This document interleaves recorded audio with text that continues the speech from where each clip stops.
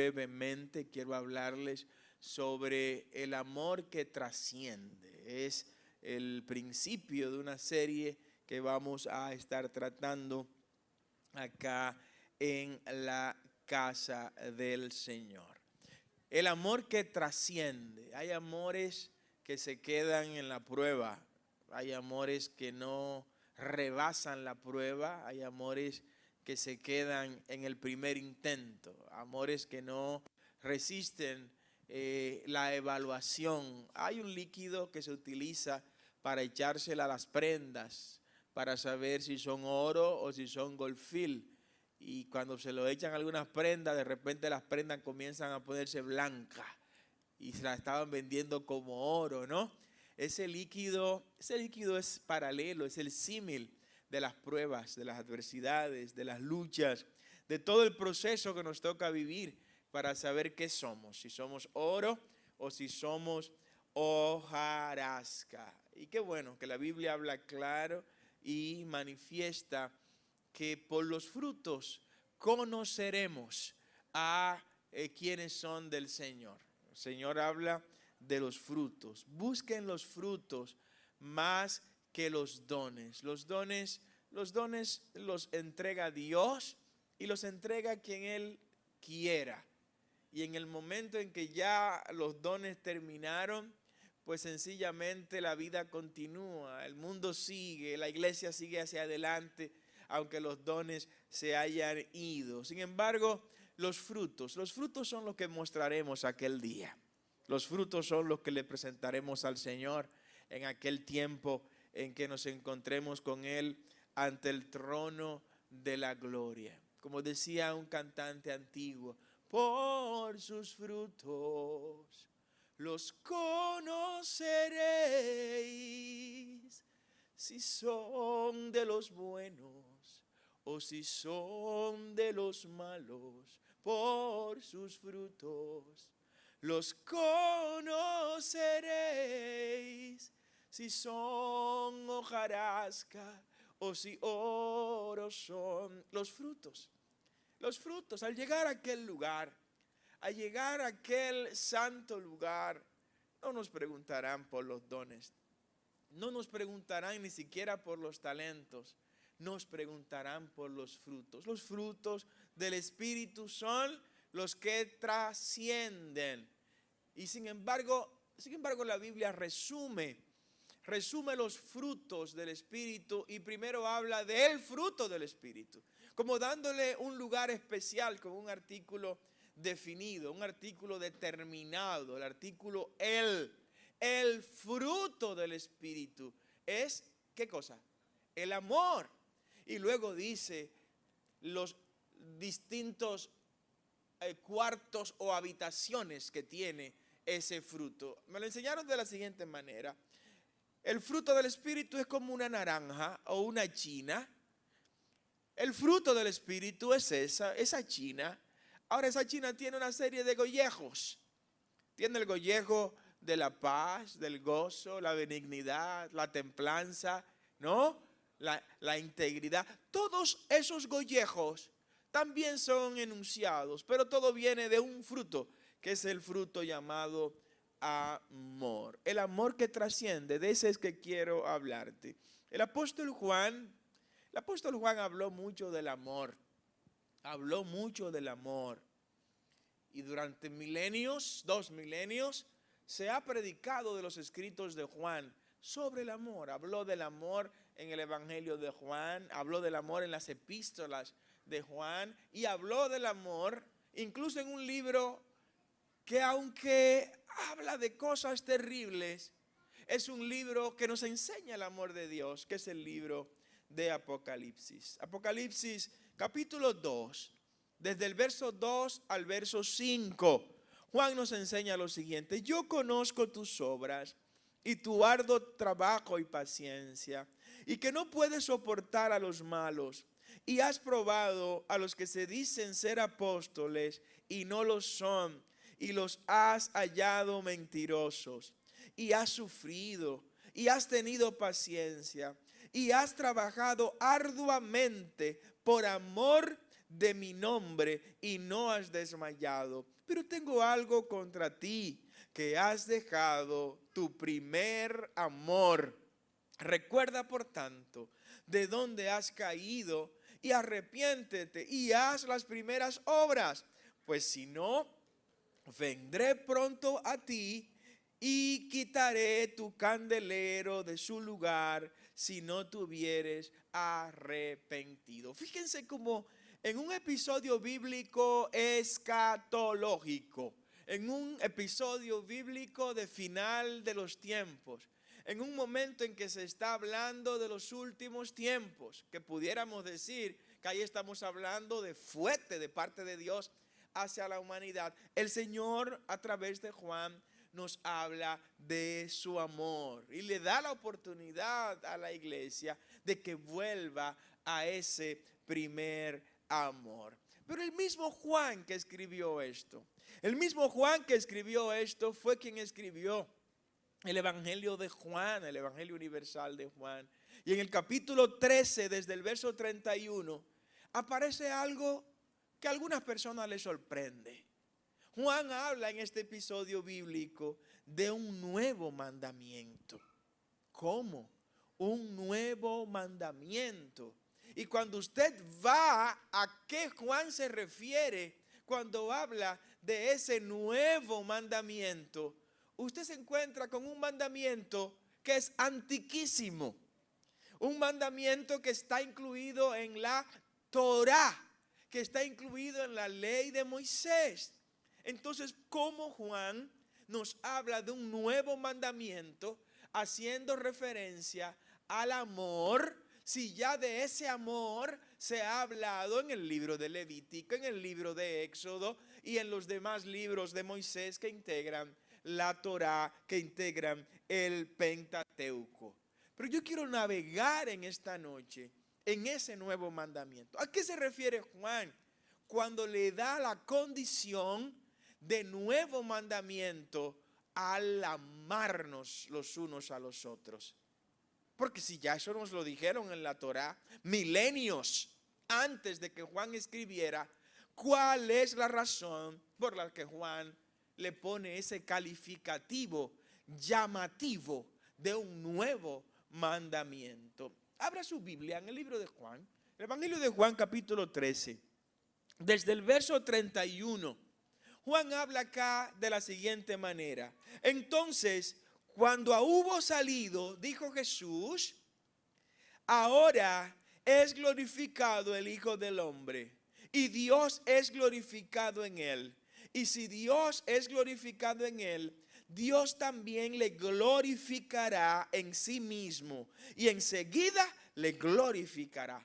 Hijitos, dice el Señor Jesús hablando, hijitos, aún estaré con vosotros un poco, me buscaréis, pero como dije a los judíos, así os digo ahora a vosotros, a donde yo voy, vosotros no podéis ir. Y ahora viene el verso clave de esta predicación, que es el 34. Un mandamiento nuevo os doy, que os améis unos a otros como yo os he amado, que también os améis unos a otros. Y en esto conocerán todos que son mis discípulos, si tuviereis amor los unos con los otros. Esto para alguien que solo haya leído el Nuevo Testamento puede resultar nuevo. Sin embargo, para los que hemos tenido la oportunidad de estudiar el texto de manera integral, de manera completa, atravesando las páginas de la Torá, sabemos que no es la primera vez que se le dice a los seguidores del Dios de Israel que nos amemos los unos a los otros. No es la primera vez que nos lo dicen. Y yo le voy a dar como muestra un solo botón. Váyase al libro de Levítico, capítulo 19, verso 18. ¿Qué dice Jehová a través de Moisés, escribiendo en el libro de Levítico, que es parte de la Torá, sobre el amarnos mutuamente? sobre el cuidarnos, protegernos los unos a los otros. Estoy hablando de varios milenios antes del Evangelio de Juan. Estoy hablando de muchos años antes de que Juan existiera y escribiera lo que escribió en el capítulo 13. Dice Levítico capítulo 19, verso 18. No te vengarás. ¿Alguien dice amén? No te vengarás, ni guardarás rencor a los hijos de tu pueblo, ni venganza, ni odio. Eso es característica de la gente que ha nacido de nuevo. Sino amarás a tu prójimo como a ti mismo. Lo firma yo, Jehová. Esto no es nuevo.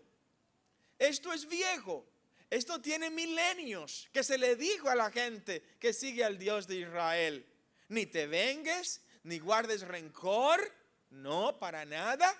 Pero tienes que amar a tu prójimo como a ti mismo.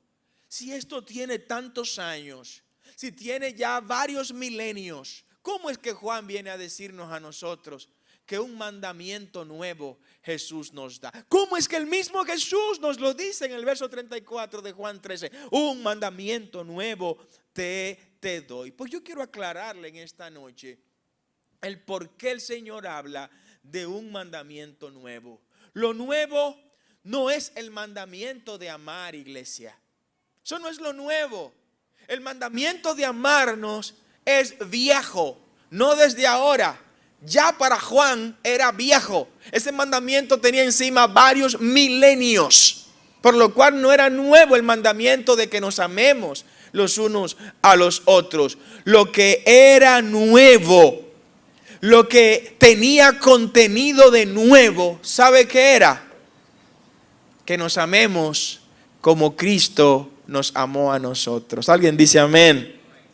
Eso es lo nuevo. Lo nuevo es que nos amemos como dijo Cristo. Ámense como yo los he amado. El libro de Levítico y la Torá nos ordenaba amarnos como a nosotros mismos. Pero eso es una medida que sinceramente en lo personal no me gusta mucho, porque hay gente que no se aman. Y si van a amar a los demás como ellos se aman, que es poquito, entonces no van a poder dar el amor que Dios quiere que le demos a los demás. Y usted dirá, ¿se equivocó Dios en la Torá? Entonces cuando le dijo a los hijos de Israel que amen a su prójimo como a sí mismo, no se equivocó. Él dio un mandamiento que para esa altura de la raza humana se podía cumplir, como otros mandamientos que los dio como mandamientos religiosos, pero su trasfondo realmente eran reglas y normas de salubridad, nada que ver con lo espiritual. Pero si él se lo daba como una regla o norma de salubridad, el pueblo no lo iba a entender. El judío no iba a comprender que el no lavarse las manos hacía que fuera a comerse no solo el pan que estaba haciendo, sino un cúmulo de bacterias que lo iban a enfermar. Por eso ordenó que antes de comer se lave la mano como forma de santificarse. Pero el agua no santifica a una mano que se lave, no, para nada. Ahora, si él empezaba a explicarle, hay un grupo bacteriológico en las manos de ustedes cada cierto tiempo, producto de las cosas que tocan, la gente no iba a entender eso. Es un Dios sabio. ¿Cuántos dicen amén? Entonces le dice, no lo hagas porque vas a comer impureza. Por esa razón el pueblo judío es un pueblo sano durante milenios y por los siglos de los siglos. Como a ti mismo, ama a los demás como a ti mismo. Eso tiene sentido si y solo si yo me amo mucho, si yo me valoro mucho, si yo me respeto a mí mismo, si yo me considero, si yo tengo la capacidad de entre el bien y el mal escoger el bien porque me amo. Si me cuido de lo que hago, de lo que digo, si evito dañarme y dañar a otros, entonces yo me amo. Pero no es lo mismo exigirle a alguien que ame a los demás como se aman a sí mismo, que exigirle a alguien que ame a los demás como Cristo nos amó a nosotros. Denle ese aplauso fuerte al Señor. Como Cristo nos amó. Es lo que Cristo dijo en San Juan 13:34. Ámense los unos a los otros como yo los he amado. Ahora, ¿cómo nos amó Jesús? ¿Cómo Cristo mostró su amor para con nosotros? Primero dice la palabra que Él mostró su amor para con nosotros, en que siendo nosotros pecadores, Él vino y murió por nosotros. Eso es amor. Eso es amor. Por un amigo cualquiera puede sacrificarse y hasta morir por un amigo. Conozco gente que han muerto por amigos. Es más, conozco gente que han muerto hasta por gente que después lo desacreditaron, para que usted tenga idea. Eso sí. Ahora, pero morir por una gente mala, como lo hizo Cristo. Morir por pecadores, por gente indigna, gente que no merece. Óigame, eso sí es amor. Y Cristo lo mostró. El amor de Cristo es un amor de entrega total. ¿Alguien dice amén? Y el contexto donde Cristo está hablando de esto es curioso. Es curioso, porque si usted se va a Juan capítulo 13, se va a encontrar que antes de este pasaje bíblico del verso 34, Cristo habla sobre la traición de Judas. O sea, Cristo utiliza el contexto de la traición de Judas para recordarle a sus discípulos que a pesar de esa traición, Él les iba a seguir amando. Eso es amor. A pesar de que me metiste el cuchillo por la espalda, te voy a seguir amando. Eso es amor. Y luego lo habla previamente a anunciar la traición de Pedro.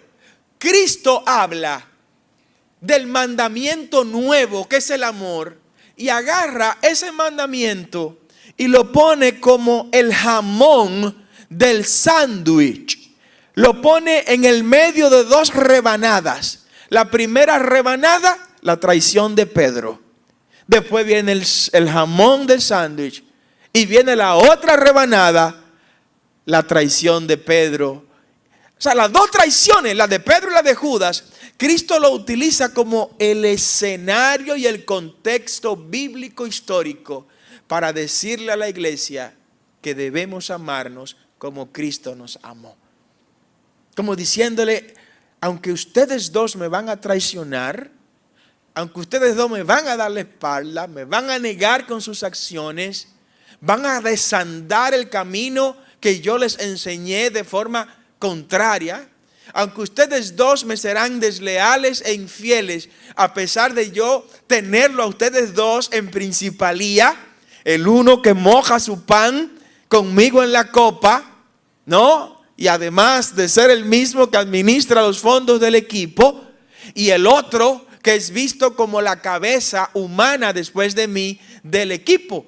Está ahí. San Juan 13, en el verso 21, Jesús anuncia la traición de Judas. Y luego viene el verso 34 donde habla del nuevo mandamiento. Y después viene al versículo 36 del mismo capítulo 13 de San Juan y habla sobre la negación que yo le llamo traición de Pedro. ¿Y por qué? ¿Por qué usa Cristo ese contexto de traición para hablar del amor? Porque donde abunda el pecado, sobreabunda la gracia. Porque donde el pecado piensa que va a reinar y va a sembrar toda su escoria y va a sembrar toda su maldad, Cristo sale a recordar, ámense como yo los amé a ustedes. Denle ese aplauso al Señor si siente dárselo en esta noche. Eso es un amor sacrificial. Es un amor de servicio humilde, el amor de Cristo. ¿Cómo fue el amor de Cristo? De servicio. Cristo le lavó los pies a sus discípulos en ese mismo contexto. Cristo le sirvió a los discípulos en ese mismo contexto. La humildad es una entrega de sacrificio porque está Cristo justamente ¿dónde? En la antesala de la cruz. Cristo habló de este nuevo mandamiento a horas de ir al Calvario, a horas de cumplir el pacto eterno que abriría las puertas al nuevo pacto sellado con su sangre para remisión de los pecados. Es un amor perdonador. Judas no entendió el mensaje. Judas no comprendió que Cristo le estaba diciendo, mira, es verdad que me vas a traicionar, es verdad que me vas a vender, pero yo te voy a seguir amando. Y si vienes de nuevo aquí donde mí, yo te voy a perdonar, porque yo no puedo negarme a mí mismo. Pedro lo comprendió. Pedro sí lo entendió. Pedro escuchó al maestro. Y yo me imagino que cada vez que él negaba al maestro, allá en los atrios del templo, él decía, pero yo sé que él me va a perdonar. Yo sé que él me va a recibir de nuevo. Judas no se detuvo a pensar en eso. Fue y eliminó su vida física de la manera que usted y yo conocemos. Es un amor incluso no correspondido. Porque cuando hay traición, no hay una correspondencia de lo que se ha entregado. No hay una reciprocidad de lo que se ha dado. No hay una entrega justa en la dirección opuesta que se espera que se reciba. Cristo dio un amor que no fue correspondido, porque a pesar de entregarlo todo, recibió traición de gente cercana a él.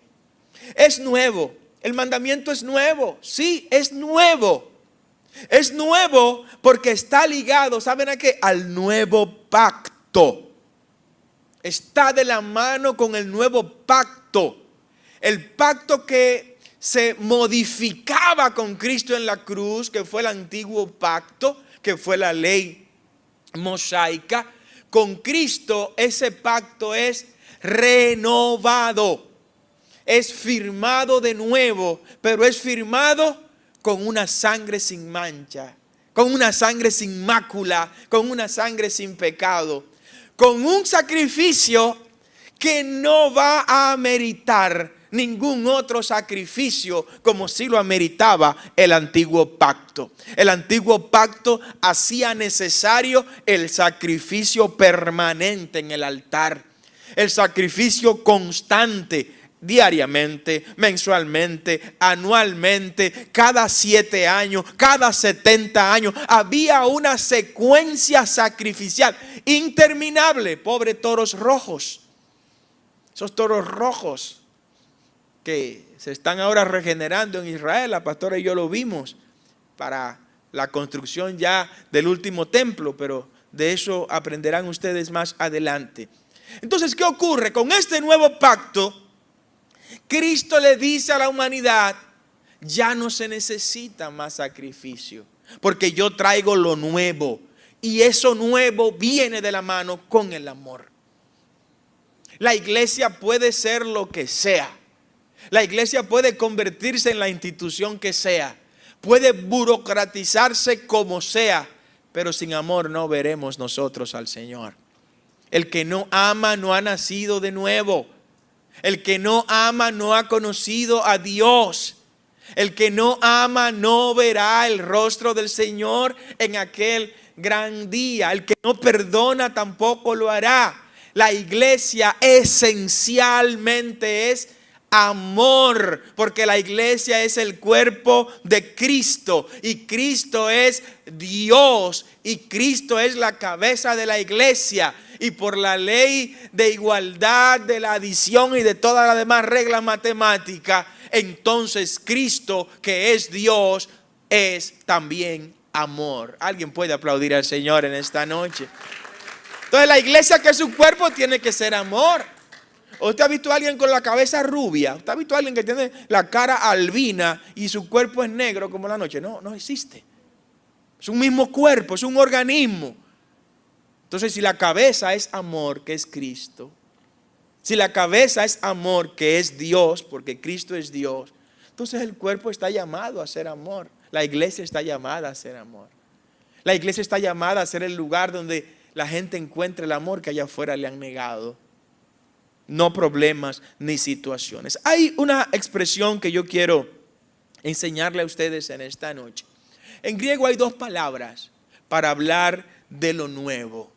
Una palabra es kainos y la otra es neos. De esa neos es que viene el news del anglosajón, que el news con la S al final es noticia, pero noticia también se traduce como nuevas, ¿no? Por eso new es nuevo, sin S. En inglés los adjetivos no se le agrega S, no tienen modificación gramatical ni de número ni de género. O sea, una casa nueva en inglés es una new house. Pero si son varias casas nuevas, igual siguen siendo new houses. El sustantivo es al que se le pone el plural, no al adjetivo. Y es igual en género, ¿no? Y es igual en número. Eso mismo ocurre acá. En el caso de neos, que es de donde procede lo que he dicho, es otra forma de decir nuevo en griego. Está la primera forma, que es kainos, que fue la que Cristo utilizó para referirse exactamente al nuevo mandamiento. Le doy un kainos mandamientos como se conoce. Y este kainos significa ciertamente algo nuevo, pero es algo nuevo en calidad. Es algo nuevo en su composición orgánica. No es algo nuevo que vino de la nada y apareció, no. Es algo nuevo que trae una nueva calidad. Es algo nuevo en su naturaleza. Usted ha visto cuando una transmisión de un vehículo se explota y se desgranaron todos los engranajes y los dientes de los piñones quedaron todos lisos. Pues los mecánicos vamos, agarramos esa caja de transmisión y empezamos a hacer las ruedas dentadas. Agarramos el eje, lo metemos en una fresadora, la fresadora comienza a hacer cada diente, si es helicoidal, si es de dentado recto, si es de dentado semicoidal, de la forma que fuera. Lo que sabemos de eso lo hacemos. Y armamos la caja de transmisión en la misma caja. La misma caja donde se desgranaron los piñones, los engranajes, ensamblamos en esa misma caja los nuevos piñones. La montamos en la máquina o en el carro, que es la máquina que más ustedes conocen, prendemos y empieza a funcionar. ¿Y qué se dice de esa transmisión? No, es una transmisión nueva. Es la misma caja vieja, pero todos los piñones que tiene adentro y todos los dispositivos son nuevos. Por eso se reputa como nueva. Eso es lo que significa kainos. Cuando algo que aunque haya existido es renovado, es relanzado en su naturaleza, entonces tiene esa condición de ser algo nuevo, kainos, algo renovado, algo diferente de lo anterior, perteneciente a una nueva realidad. ¿Cómo es que nos llaman a los nacidos de nuevo? Somos regenerados. No degenerados, no. Somos regenerados. Los que hemos nacido del agua y del Espíritu somos nuevas criaturas. No somos monstruos. No somos fenómenos. No, somos nuevo hombre. Somos hechos nuevas criaturas. No tenemos 4 brazos, no tenemos un ojo como los cíclopes en la frente. No, seguimos siendo humanos. Lo único que ahora en nosotros tenemos el amor de Cristo. Y como tenemos el amor de Cristo, amamos a los demás como Cristo nos amó a nosotros. Por eso no le hacemos daño a los demás. Este mensaje quiero que retumbe en la mente y corazón de la iglesia. Ese es el concepto nuevo de kainos. El concepto nuevo de neos es algo nuevo, pero nuevo reciente. Algo que surgió ahora. Algo que vino de repente. Eso es algo que desconocemos. No sabemos su historia. Contrario al nuevo pacto, y quiero hablarle de ese nuevo pacto. El nuevo pacto en Cristo Jesús tiene como trasfondo dice el autor a los hebreos, un ayo. ¿Qué es ese ayo? El que ayudaba para que las cosas se hicieran. ¿Y quién era ese ayo? El antiguo pacto. El antiguo pacto. Por eso Cristo no lo invalidó nunca.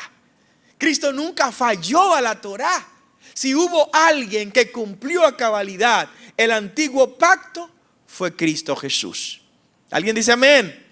Lo cumplió a cabalidad, a la perfección, porque era una de las condiciones para él tipificarse y reconocerse como el Mesías. Lo cumplió a plenitud. Entonces ese antiguo pacto es renovado con el nuevo pacto en Cristo Jesús. Por eso cuando habla del nuevo pacto, la palabra nueva que se utiliza para el nuevo pacto no es neos, no, sino kainos, como diciendo, este es un pacto que ha sido transformado en su naturaleza. Claro que sí, porque el antiguo pacto te decía ojo por ojo, diente por diente, oreja por oreja, brazo por brazo, vida por vida. El nuevo pacto te dice, amarás a tus enemigos. Dele un aplauso fuerte al Señor. Amarás a los que te hacen daño. Orarás por los que te persiguen, por los que te ultrajan y por los que te maltratan. Esta conexión, iglesia, como yo los he amado, es lo que le da la condición de nuevo al nuevo mandamiento. Porque Levítico te decía, y te lo repito, ámense los unos a los otros como a ustedes mismos. Cristo dice, no, vamos a modificar eso. Ámense. Pero ámense, ¿sabe cómo? Como yo los he amado a ustedes. Que nunca les mentí, que nunca los engañé, que nunca les di la espalda, que siempre di la cara por ustedes, que siempre estuve ahí. Ámense de esa manera. Ese es el amor con el que yo quiero que la gente los conozca. Cristo pudo haber dicho, lo conocerán porque se van a circuncidar. Los conocerán a las mujeres porque andarán con un velo. Él pudo haber dicho eso. Conocerán que son mis discípulos porque se dejarán las barbas. Conocerán que son mis discípulos porque hablarán solo en hebreo. Cristo dijo, no. Conocerán que ustedes son mis discípulos porque ustedes se van a amar como yo los he amado a ustedes. Alguien pudiera aplaudir al Señor en esta hora si lo siente de parte de Él. De manera que este nuevo mandamiento se resume en ese amor como Cristo nos amó. El mandamiento es nuevo porque tiene un modelo visible que podemos usarlo de ejemplo. Es nuevo por eso, entre otras razones que le he ido explicando. Lo que dice Levítico de que amemos al prójimo como a nosotros mismos, no tenemos un modelo, no hay un paradigma que podamos conocerlo, para nada, ni el mismo Moisés. Me perdona el Señor si blasfemo con esto, pero el mismo Moisés llegó un momento en que le dijo al Señor, pero este pueblo no fui yo que lo parí, este pueblo me tiene harto, yo estoy cansado, ya basta, Señor. Le dijo Moisés al Señor, que no aguantó la presión que tenía con el pueblo de Israel. Eso es amar al prójimo como a uno mismo. No, se le fue la chaveta a Moisés en ese momento. Un hombre manso, como lo define la Biblia. El gran legislador de Israel, el gran libertador de Israel. Pero se le fue la chaveta. Y se le fue la chaveta cuando el Señor le dijo, háblale a la peña. Y buscó el bate de Barry Bonds y le cayó a golpe a la pobre peña. La peña es Cristo. Y le dio duro a la peña. Y la peña sacó agua, pero no era agua, era lágrima, era llorando del dolor de los golpes. ¿No? Entonces, ese Moisés, Dios tuvo que poner un ejemplo claro con él. Le dijo, mira, vete al monte Nebo. Desde ahí, el pastor y yo estuvimos ahí en ese lugar. Y desde ahí, mira todo lo que te entrego. Mira esto que tú, míralo, por lo menos mira la tierra prometida desde ahí. Porque no entrarás en ella, producto del jonrón que le diste a pobre piedra. No.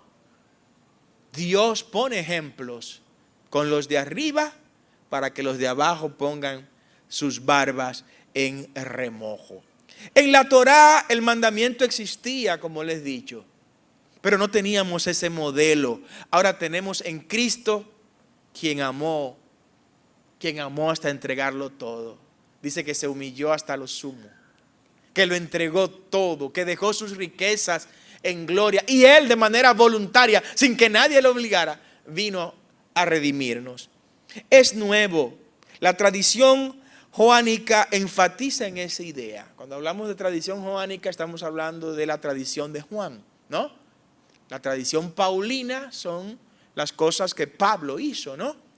La tradición joánica es lo que Juan dijo o Juan hizo, para que conozcan este concepto. Juan habla de esto en varias ocasiones. Por ejemplo, miren, en la primera epístola de Juan, capítulo 2, verso 7, él dice: no os escribo mandamiento nuevo, sino mandamiento antiguo. ¿Cómo? Estaba viejito ya, estaba como hablando cosas sin sentido. No.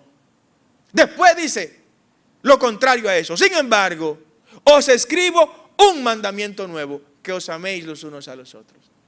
Como que hay una contradicción ahí. No. Lo que Juan está enseñándonos teológicamente, hermenéuticamente, es que este mandamiento es antiguo, porque antiguamente se nos enseñó a que nos amemos los unos a los otros, pero también este mandamiento es nuevo, porque ahora nos están diciendo que nos amemos como Cristo nos amó a nosotros. ¿Alguien dice amén? Es un gran reto, es un compromiso y estamos dispuestos a asumirlo. Jesús no está reemplazando a Levítico, Él no está eliminando Levítico 19, verso 18, donde dice que no te vengues, que no guardes rencor y que ames a tu prójimo como a ti mismo. Jesús no está eliminando eso. Jesús lo está modificando y está superando su impacto, su alcance y su beneficio para la eternidad. ¿Por qué razón? Porque Él está estableciendo aquí una medida diferente a la que antes había. Antes la medida que teníamos del amor era como a mí mismo. Como a mí mismo. ¿Cómo tú me vas a amar? No, como yo me amo a mí mismo. Y si yo me amo poco, te voy a amar poco, porque yo solo doy lo que tengo. Y si yo no me amo nada, te voy a amar nada, porque no puedo dar lo que no tengo. Cristo dijo: no, déjame modificar esto, porque esto puede ser mejor, ¿no? Ámense como yo los he amado. Ámense como yo les enseñé a amar. No con el discurso, no con la teoría, sino con mi testimonio vívido, con mi experiencia personal, con la enseñanza de mi vida en la práctica, en la vida que ustedes han visto en mí. Ámense como yo los he amado. ¿Alguien está dispuesto a cumplir ese mandamiento? No tiene que decir amén si no lo siente, no, pero es lo que la palabra nos ordena. Cristo cambió la medida, nos da el ejemplo. El amor de Cristo fue el ejemplo y el paradigma que históricamente podemos evidenciar de que es posible. ¿Por qué Él lo dijo? Las cosas que yo hago, ustedes las haréis mayores. La intensidad del amor es un amor que se sacrificó hasta entregarse a sí mismo. Yo quiero que nos pongamos de pie en esta hora. Continuaremos esta serie en los próximos cultos. Y quiero que usted piense en esto, para que no nos convirtamos en ejecutivos del Evangelio. Que no nos convirtamos en CEOs del Evangelio. Que no nos convirtamos en empleados del Evangelio. No. Esto no es una corporación. La iglesia no es ni puede ser una corporación. La iglesia es el cuerpo de Cristo.